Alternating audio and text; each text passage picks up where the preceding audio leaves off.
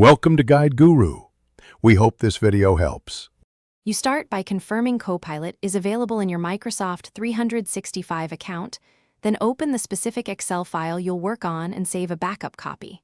Once done, enable any data and privacy prompts so Excel can access sheet content. This prevents interruptions mid-flow. Next, click the Copilot icon on the ribbon and allow it to index the workbook. This is quick, and it prepares Copilot to reference ranges, tables, and named items during the session.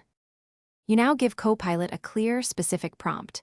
Name the sheet, the range like A1, D200, and the exact result you want, summary, pivot, or a formula. If Copilot suggests a formula or pivot layout, test it in a small sample range, then ask it to adapt. Make sure to request absolute/relative references when necessary. When a result is close but not perfect, use short follow-ups to tighten filters, change aggregation from sum to average, or add conditional formatting rules.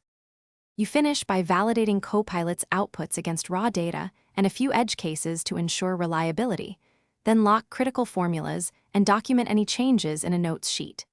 Save a version and export results if sharing externally.